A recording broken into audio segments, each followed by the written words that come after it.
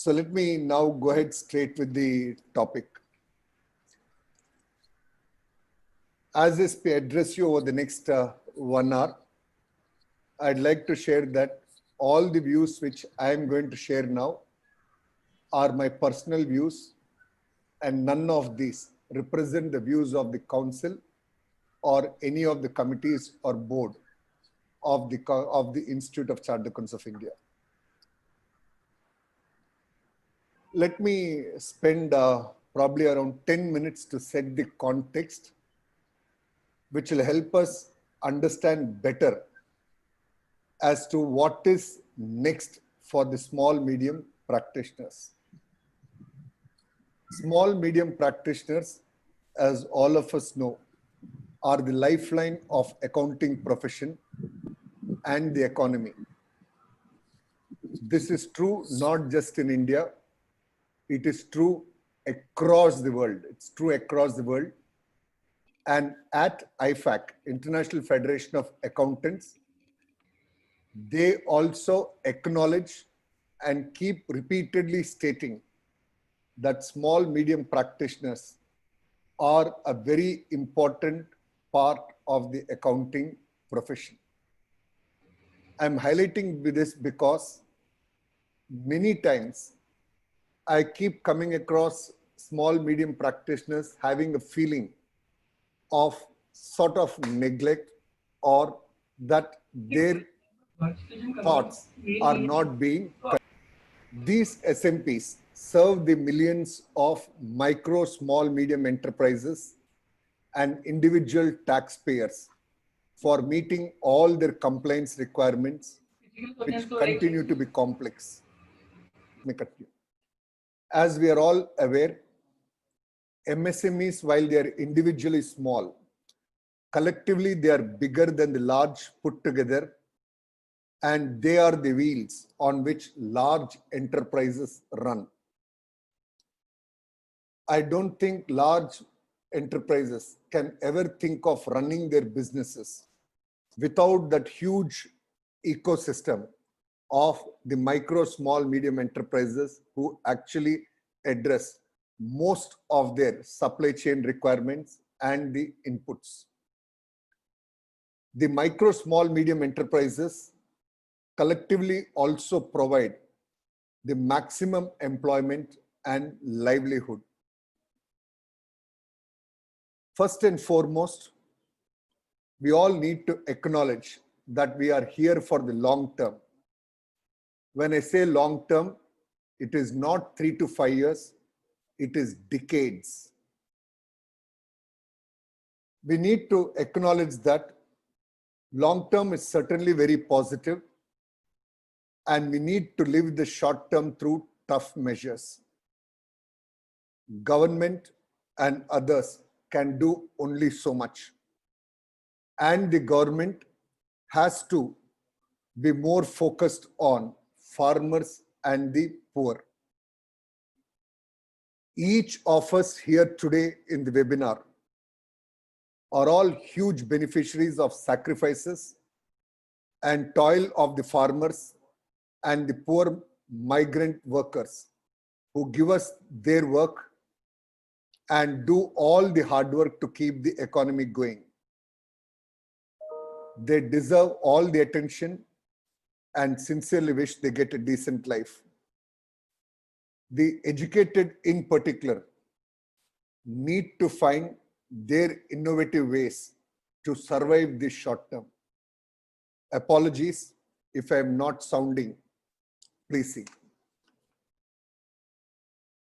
For the micro, small, medium enterprises and the small, medium practitioners, the issues are quite common. Degrowth of the economy and market,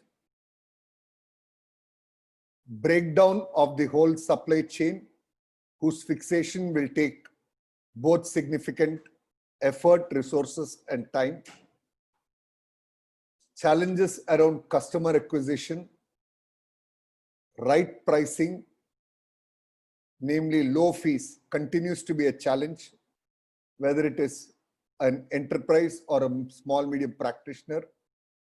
access to credit, collection of receivables, and the new skills which are required for the new normal.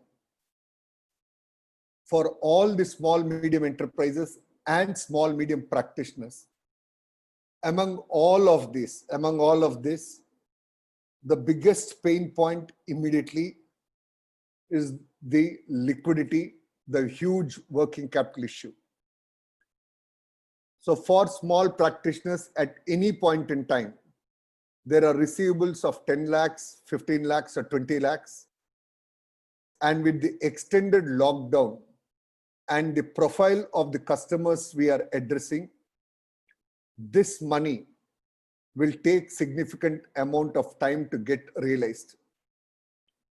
And during this period, we have to continue to service the client as well, increasing the overall receivables. And in some cases, we also know that the client survival itself is a question mark. So it adds and accumulates the working capital issues. Let me spend a few minutes of the environment we are currently in. And the next 3-4 slides are very important for us to have an understanding as to what next is in store for us. India, as all of us know, is the 6th largest GDP in the world. Depending on the exchange rate, we at times hit the 5th as well. But the per capita income, that is per person income, is low at only $1,800. Of the remaining 5 who are above us, 4 of them in terms of per capita, that is per person income, are at least 25 times higher, and 1 of them is 5 times higher. This is the problem statement of India, but it is the opportunity too.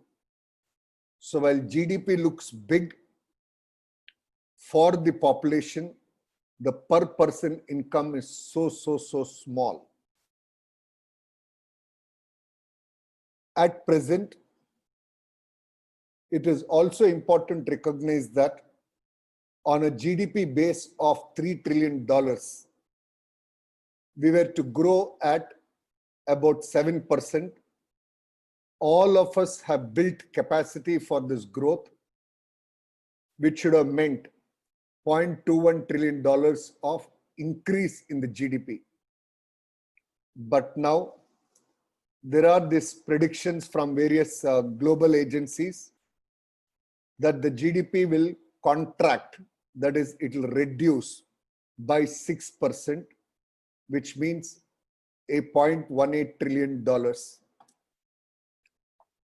So effectively, it means $0.59 trillion of the economy shrinking. 13% from +7, you come to -6. It's 13% shrinkage, whose absolute value is 30 lakh crores, is the size of economy which is shrinking. And we also need to recognize that the Reserve Bank of India and the government, as we speak today, do not even want to make a guess on what will be the extent of reduction in the GDP. That's the level of uncertainty we are all in. 30 lakh crores, even as we speak today, and this is a number which the government is not ready to even accept because the uncertainty is so high. You can't guess at this time. 30 lakh crore is the size of economy shrinkage, and in that shrinkage, each of us are trying to build our own profession and survival. In this difficult time of pandemic, the problems of the micro, small, medium enterprises will significantly impact the SMPs. I am sharing my experience as a partner of a small medium practicing firm for nearly 9 years. I was a practicing chartered accountant and now interacting with several firms. A few thoughts for consideration, and most of the inputs I give probably could be for the lower end of the spectrum. The small medium practitioners itself is a fairly wide spectrum. Your proprietary firms to firms which have 7 partners, 8 partners, your firms which are new firms of 1, 2, 3 years old, your small medium firms which are 30, 40 years old as well. There are boutique small medium practice firms focusing only on, let's say, tax litigation or tax compliance, to small medium practicing firms doing a bouquet of services. So small medium practicing firms by itself has so much of diversity, and we are going to discuss about this set of practicing members. But before that, each of us as professionals have been hearing about the term VUCA world: volatility, uncertainty, complexity, ambiguity. Ever since the global financial crisis of 2008, I've heard it so many times, so many speakers have spoken all of the last 12, 13 years on the uncertainty in the world. This is a term which actually has its origin around 1986 in the US Army, but became very popular in business environment after 2008. Despite all of us talking about VUCA world and the uncertainty there, I'm not sure what uncertainty we actually prepared for and which we are now sitting on. The uncertainty is now so high, and this is affecting all sizes of entities, and many of us are still searching for solutions on how to address this. I want to share with you a short video of 1 minute and 30 seconds. Some of you would have seen this. As recent as 2015, Mr. Gates cautioned the whole world with huge words of wisdom. I'll play this video, and this great man did not stop with his observations in early 2015. He followed it up in 2017-18. And whatever he said then is exactly what you and I are going through today. Let me play this video for a minute. The impact of a huge epidemic like the flu epidemic would be phenomenal because all the supply chains break down.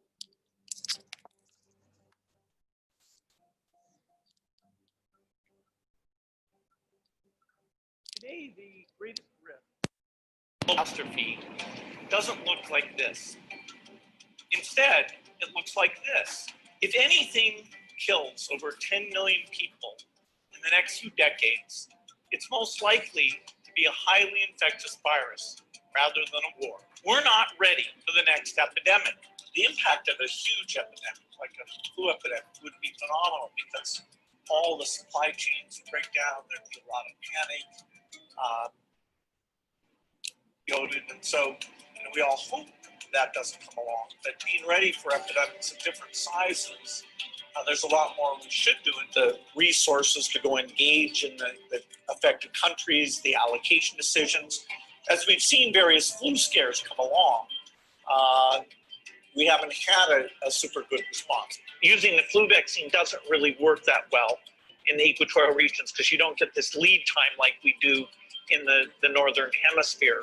But a universal flu vaccine, I think, would be brilliant because it would reduce pandemic risk. I also think the human health benefit would be larger, particularly in developing countries, than we'd expect.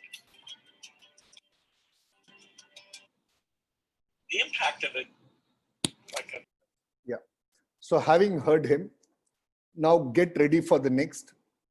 And as far as small, medium practitioners are concerned, the professional practice model we develop, we should be conscious of some of these which will certainly impact us as we build our practice. Look at these few headlines, which I have put it as a collage. As recent as few weeks back, we have seen some of the cloud services down. And imagine a month of life for each of us without telephone connectivity. Imagine a life without internet for a few months, major applications going down. For me, scaring. In fact, today, I know most of us get up to internet, eat internet, and sleep with internet. If we thought a virus can affect the health, the entire world business ecosystem, which is working on technology, can also get impacted. So we as professionals need to get prepared for all of this. We cannot just put up hands for support. As professionals, we need to anticipate this and build our professions to address these situations. I'm sharing my experience as a partner of an SMP firm. And as I shared with you, the spectrum of small, medium practitioners is pretty wide. A good number of my suggestions or views may be known to you, in which case it is only a reiteration, but some of my thoughts could sound a little disruptive, but in a hugely disrupted world, we need to lead the disruption to stay relevant. Else, I will share my thoughts in two sections. Section A on client services, and then the firm actions. As a practicing firm, what actions I need to take. Let me begin with the client services or the opportunities which are there ahead for all of us. First and foremost, I would encourage all of us, to the extent we are already engaged with the clientele, we need to take a leadership role in the recovery of the small, medium enterprises. We can choose to be passive and let those enterprises to recover on their own.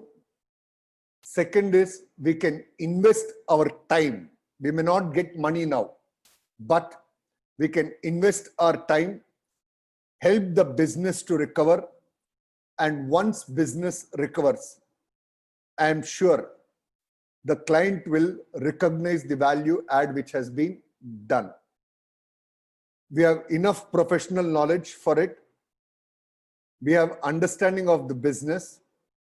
It's all about taking a commitment that I will give leadership for that small, medium enterprises businesses recovery.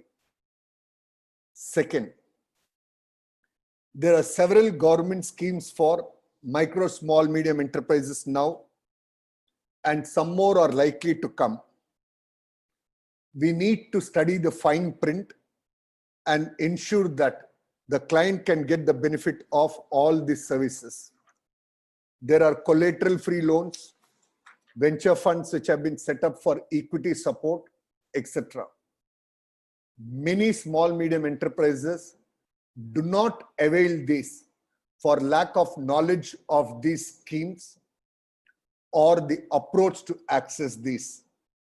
So if we can develop good insights on what these schemes are and how the access can be enabled, that's again a good way of contributing to the client success, thereby our success. Third, if we have to stay relevant in the digital world, which is what each of us are experiencing now, it is very important that the client has to embrace digital.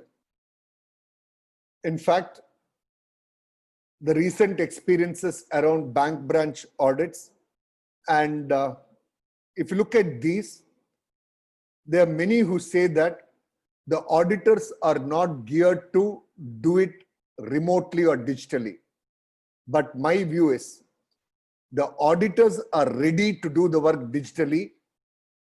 It is the enterprises, it is the client whose digital infrastructure is not ready for us to do the work digitally. And this is true for almost all the enterprises.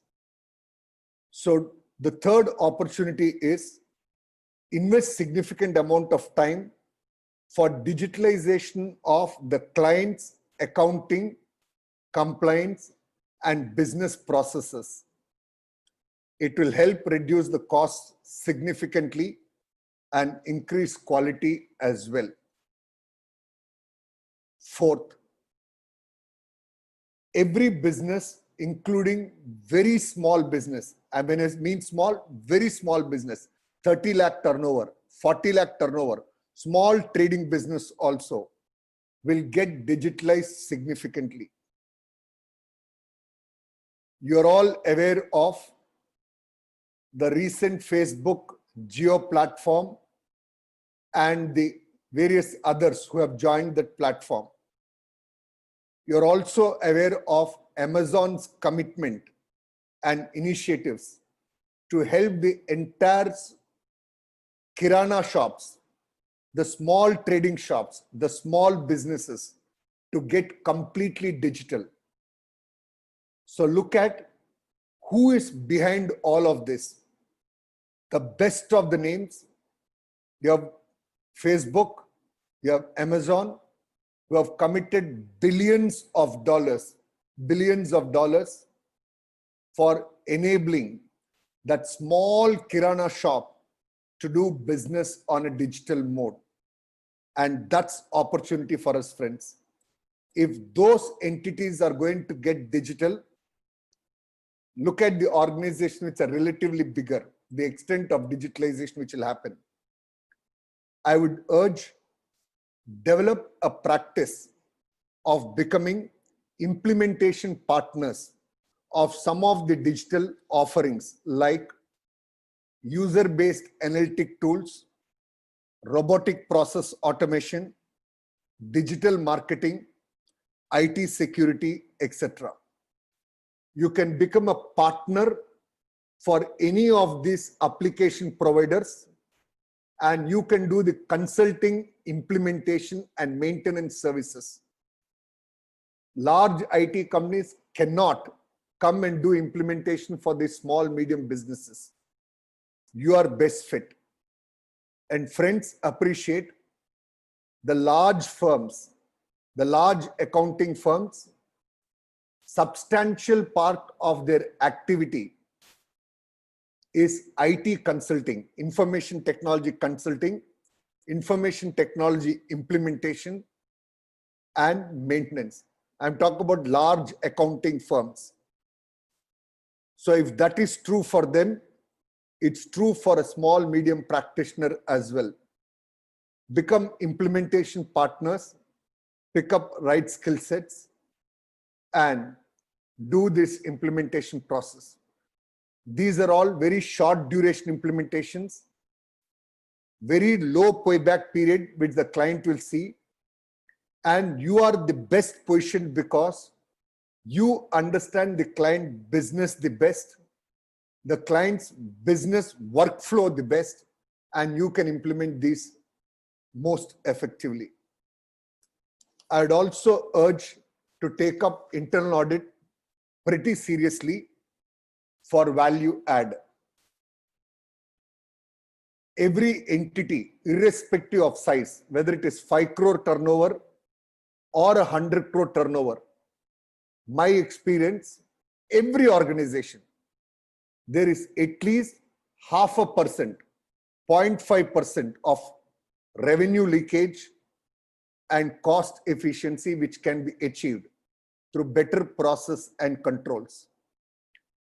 This 0.5% benefit is a recurring benefit for the client and for you. Even if the client pays you, first time you have saved for him a part of it, that is a significant amount for you. More importantly, you would have got the client's confidence in you. While most of our services as accounting firms, because of code of ethics, is not priced on outcome, every businessman, every client measures value only based on the outcome of your efforts. You can put in whatever amount of efforts, it just doesn't matter. What matters is the amount of outcome. What is the outcome? And that outcome may not be measurable in money terms. You may not be paid on money terms, but that outcome will help retention of client, increasing engagement of the client, referrals of the clients to other clients, etc. All of which will be based on the outcome which you are able to give from the services which you render and as experienced by the client. Next, I would suggest, I'm not talking about traditional areas. I've confined myself to areas which can be relatively new areas for you to tap. The next one, I strongly believe that over the next 2 years, there will be lots of consolidation happening in the businesses. Small businesses will come together. Larger ones will take over smaller ones. All kinds of reorganization, consolidation will happen. Build a mergers and acquisitions practice, M&A practice. There's a company law aspect to it. There's a tax law aspect to it. There's a financial engineering aspect to it, valuation aspect of it. Build that practice. There will be many entities which might decide to voluntarily go for insolvency. They may feel I'm done. You have to be an advisor to tell, look, you cannot take risk beyond this. Just go and surrender yourself to insolvency. There would also be cases of entities which are submitted for insolvency, which your clients could pick up and consolidate. So you need to continuously keep searching around those opportunities which can be available at right price with good financial engineering and financial support, which can help your client to grow bigger. So build a good M&A practice. I expect lots of activity to happen in this space over the next 2 years, particularly in the small, medium enterprises, because many of them are fairly vulnerable at this stage. Also remember the 4 L's: land reforms, labor reforms, liquidity, and law reforms. In all of this, there is an opportunity for us to consolidate for consulting. For example, land reforms. There are many states who have already announced some schemes of lands being available for industries. There is active effort of the government to move industries from other countries into India. And when those entities come 12 months from now, 18 months from now, my only request is, please don't get up every day to see what needs to be done next 2 months, 3 months. That perspective will not take you anywhere. Each of us are here for the long term. I have in my career of less than 3 decades, just less than 3 decades, I've seen minimum 4 major disruptions. And for some of you are probably new practitioners, younger ones, there's still a long way to go. So do not get up every day thinking about there's nothing available in the next 1, 2, 3 months. That is important. I'm not denying it's not important. But it's important to have an idea of the bigger picture and the opportunities ahead. So there are these huge land reforms which are there, legal reforms which are there. All these are areas for consulting to be done. Understand those, how you can help organizations to consult, to get the benefit of your consulting. While it might appear as a slogan, as all of you would have probably noticed, there are some of the multinational corporations who have already expressed their desire to commit themselves to this theme. For example, ITC has said that the entire agarbattis they produce and sell, they'll buy only local. They're a marketing organization there. So they are coming out to tell that, yes, I will do only this. Now, while that's a slogan which will not have a direct money contact, that slogan will generate lots of activity. It will take its 2, 3, 4 years time, but it will generate that level of activity within. For example, in US, if you just keep tracking of what's happening around, when the current president, Mr. Trump, came in, he said America first, and every policy he did was just to bring all of the industries into US.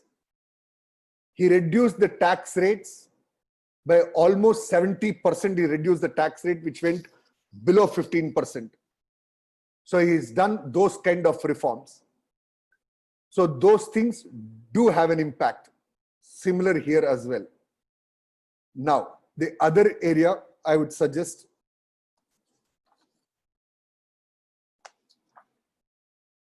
before we go forward, I'd just like to share one important thought. I am of the strong belief that we should not, as a nation, end up with very high debt, which will impact the next generation. Each of us here work hard because we want our next generation to be happy. We've also seen every entrepreneur, as part of their succession planning, wanting to give a debt-free company to their children. It is important that we should not get emotional now and add debt burden to the country, which will be extremely harmful for the next generation. We need to be very responsible when we look at adding debt to the country's balance sheet. Countries like Japan have come back very strongly after being devastated in full in World War II. Today's India, given its demographic advantage and the huge consumption market, can certainly come back stronger from this pandemic. The next suggestion I have, take up outsourced work for other firms, take up work for other big accounting firms, law firms, management consulting firms, and MSMEs. Do not hesitate to take this outsourced work. All these firms, large accounting firms, law firms, will have severe shortage of staff because many of them will not return to work also.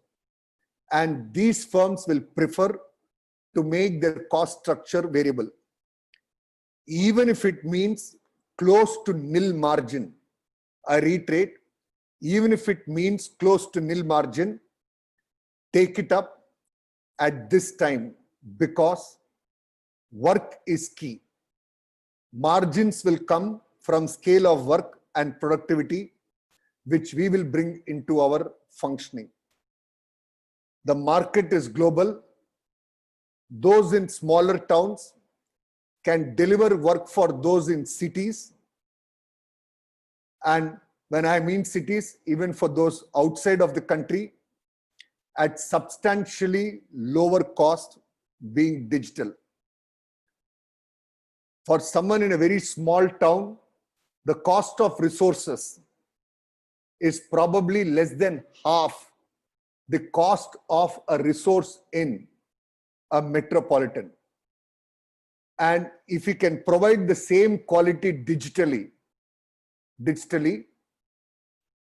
he gets to benefit, and the larger firm also gets to benefit with a good chain of outsourced services. I request larger firms and established firms with 30 to 40 years standing to support the younger professionals, particularly those with income levels less than rupees 10 lakhs, by outsourcing some part of your work. The large firms will get a high quality resource at low cost. They can also build a large ecosystem of professionals whom they can count on for expanding their work. I would at the same time request young professionals to support the larger firms despite lower realization and give the larger firms the much needed expertise on digitalization of work delivery and client process digitalization. But most importantly, stay ethical in terms of both delivery of work on timelines and client solicitation. I repeat, more importantly, stay ethical in terms of both delivery of work on timelines committed and client solicitation. So if a large firm has outsourced some work to you for a client, never, however tempting it might be, go and accept or solicit work from that particular client. Never do it. This is the biggest fear why large firms are skeptical to outsource work, even though they are willing. Please don't spoil this trust. It denies even the genuine ones from an opportunity, as the scar, the injury of being betrayed puts off the firms from outsourcing. It requires both hands to clap. My view, both sides have always individually wanted to do same, but never got together. Adversity brings people closer, and this is the best time to build win-win partnerships. I would also recommend as a growth opportunity, evaluate entrepreneurship. There could be new ideas to pursue or existing units for takeover or take management contracts, of course, not with COP, to run these businesses. These can be manufacturing units or service organizations or trading or dealership businesses. Agriculture is also a good choice. Think, for some, it will be a good choice. Lot of automation is expected in agriculture. Tons of money will move from government towards making the agriculture more productive. I know of few CAs who are excelling at agriculture. Agriculture does not necessarily mean you walk into the field and pick up and do. There's lots of management capabilities you bring there as well. So explore that. Good for you and also for the nation. And for the younger members, You could explore taking up further studies, which could be law, business school, etc. There are plenty of bank loans available for education. Be bold in taking the decision. Younger members aged 26, 27, 28, don't hesitate. If you can get a international business school, which can cost you 30, 40 lakhs, there are education loans available. You just need to get that seat. There are loans available. The moment you have done that, after that, the scale at which you operate is completely different. So if you believe as a practitioner at the age of 26, 27, there is relatively less visibility. Do not hesitate to step back, take up the education, and then come back. It's a long journey in life, long journey in life. These are all not strategies which everyone has to follow all. You can pick and choose as one of them or a combination of them. So I've tried to speak about areas beyond what all of us are generally familiar. I'd like to share some thoughts on the actions to be taken by the practicing firms going forward to be ready for the opportunities ahead and the list of potential opportunities which I just articulated. First and foremost, please register the firm as a MSME. Very few firms have done it. It helps timely collection, and the benefit of government schemes for MSMEs will also flow to small, medium practitioners. Second, evaluate merger of firms, either similar size firms coming together or firms getting merged into a larger firm. Either of them. Both have their pros and cons. Both have different pros and cons. The common benefit is cost reduction, more client confidence with wider range of services, and opportunity to scale on recovery of economy. Friends, we need to recognize that when we all speak of large global accounting firms, they are not large. They are not large, having started as one firm and grown like that. They're large because over a period of 100, 150 years, they have gone about merging, consolidating. So different forms of mergers, including networking. So they're all big today, not because they have been attached to, I want my name in the name of the firm. I want to control the firm. I want to decide the price. It's not that way. If Infosys is what it is today in its 30 years plus, the 7 people who came together, they didn't have their names in the company name. They did not have all the 7 people similar age running the show all the days. They decided that we'll trust one of them as the leader, let him run it, let him get branded. We will all be patient, and subsequently the others came in. That's how in 30 years plus, it is a brand as it is now. So that's true for everything. So evaluate merger of firms. As I said, similar size firms or with the larger firms, there's a pros and cons. Many times it does with your own individual working ethos. That becomes important. Explore networking of firms as well. And these kind of tough times will bring together people, and these bonds are likely to be everlasting. Some other firms' actions. Important to realize that every industry, every product or service has a shelf life. No product or service has infinite shelf life. It has a shelf life. Bank audits, tax audits, audits because of statute are no different. As a principle, any professional work because of a statutory provision cannot be core.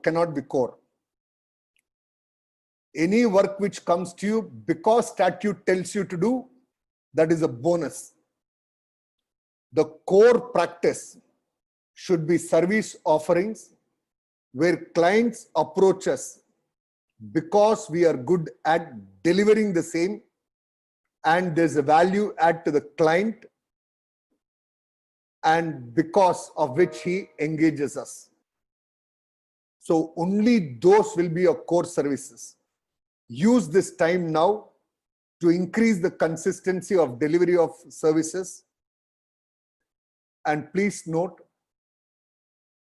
while we have as a profession code of ethics, advertising, etc., I have been in industry, I have been in practice. I can tell you, advertisement is not essential. And for branding is basically a promise of the service which you're given being delivered consistently. All that we need to do is follow the PHP. I call it PHP. You have to perfect the art of honoring the promises. So as clients keep experiencing it, that you are honoring the promise you have done. I've told him I'll get back on Monday. I called back on Monday. I've told I'll submit this on Tuesday. I've submitted on Tuesday. As you keep delivering that consistently, that becomes the brand. That is the brand. And for you now, it's a nice opportunity to increase consistency of delivery of services. For SMPs at this time, work is more important than money. I don't want small, medium practitioners to lose out the work experience, lose out the customer relationships, lose out learning new things. And at this time, what's more important is to ensure work. There needs to be work which will ensure no negative thoughts come. It is fine to be with lower revenues as long as there is work and it is possible to postpone all discretionary spend, including on the personal front, and downsizing some unavoidable spend as well. The top 5 cash costs of an accounting firm: negotiate a deferment or waiver. We call it in accounting terms as forgiveness. I'm sure those service providers will appreciate. Unlike other countries where the cost of forgiveness, whether it's salary, rent, interest, was borne by the government, particularly developed countries, India, given its limitation, has not been able to do so. Please do not panic on staff cost. There are many who have had conversations with me over the last 3-4 weeks in particular. Please do not panic. Times like this, it is an investment in staff loyalty. Most of them will reciprocate. Communicate with them. Lead the cut from your end. Financial year 1920 profits, which obviously are there, do not draw them. They're all observing you and they're all ready to walk with you as long as they see that you are also walking their path and you're able to empathize them. Deliver work digitally and during this period, avoid debt. Don't hesitate to draw on savings. I've seen many who have hesitation to draw on the savings. Savings are meant for periods like this. Don't hesitate to draw on savings, but avoid debt and prepare for the future. Don't forget the learnings which you pick up now. Importantly, practice what we learn and what we preach. Only practice brings respect and is the solution for long-term sustenance. Deliver work digitally. For most of us now, we are used to delivering work out of home. Continue the same trend. You've all seen that large organizations have committed themselves that in few years' time, 75% of their people will work only out of homes. And my view, and I'm talking about organizations who employ 5 lakh people and all. The government is also going to do exactly the same thing, where they will also going to develop tools where the government staff will also work out of homes. That will be a reality. So instead of we being reactive, as a practitioner, develop the ability of delivering the work digitally. To quote the Honorable Prime Minister from his post in the LinkedIn, he says, the workplace is getting digital first, and why not? Internet is the meeting room, and office breaks with colleagues is history. The world is in pursuit of new business models. India is a youthful nation known for its innovative zeal and take the lead in providing a new work culture.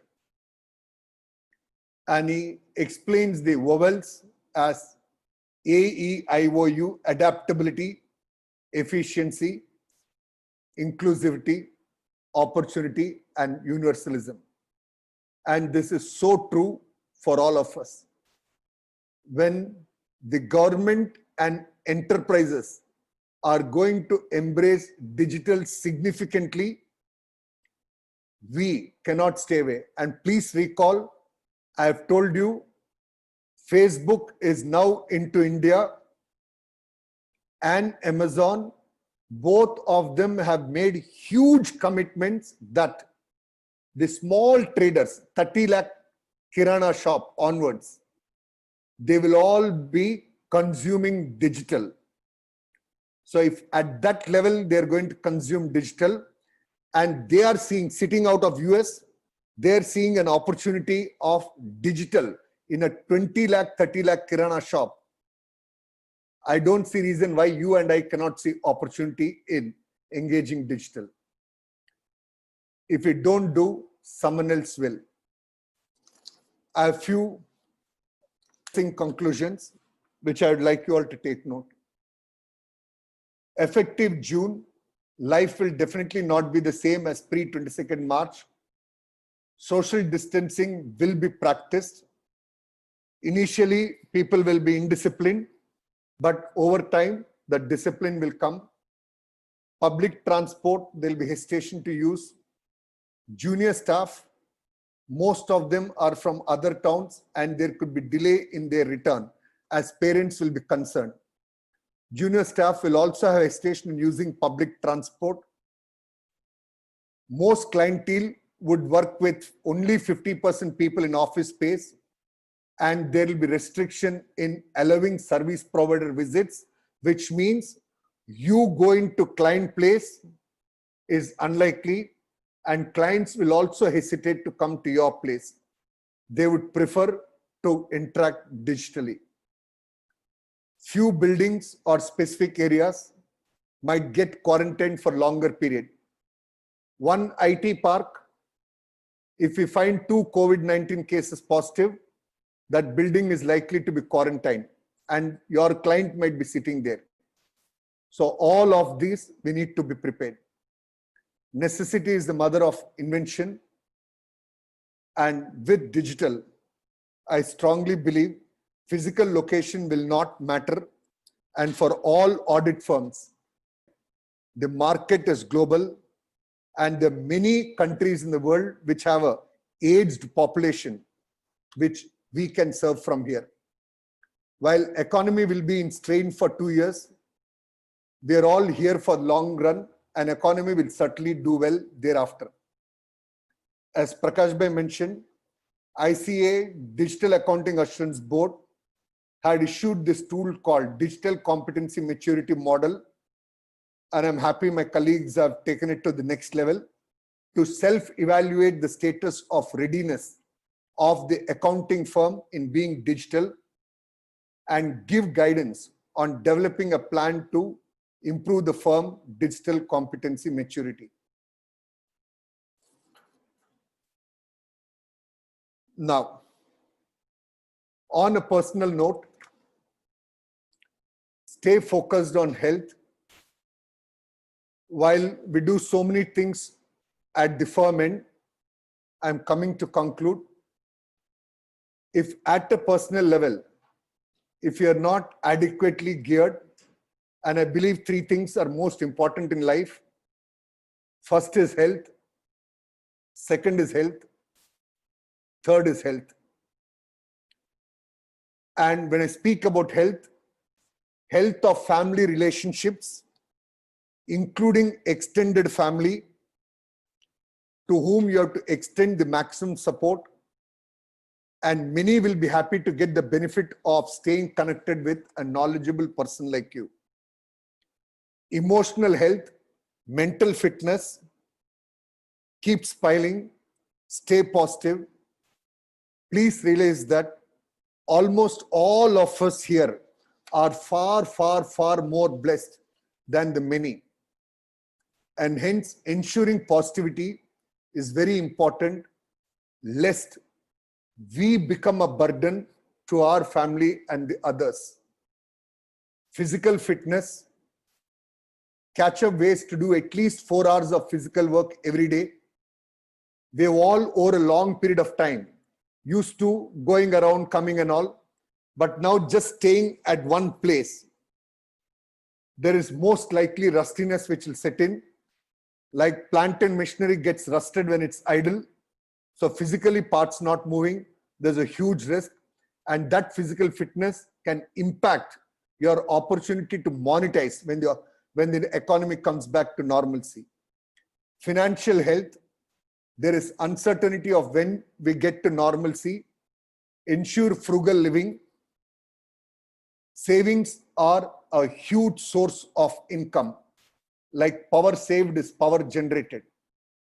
So whatever spend, if you can save 10,000 a month, 5,000 a month, 15,000 a month, it's as good as earning. And that 15,000 saving is post-tax saving, as good as earning 25,000 or so. I'd like to quote our founder president, whose words in 1950 hold true even today. No profession can aspire to progress unless it has a vision and set service to community as its objective. Technical excellence in the performance of its functions and observance of highest in professional ethics constitutes the foundation on which its future can be built up. Stay safe, stay healthy, stay accountable to family and all the stakeholders who trust you.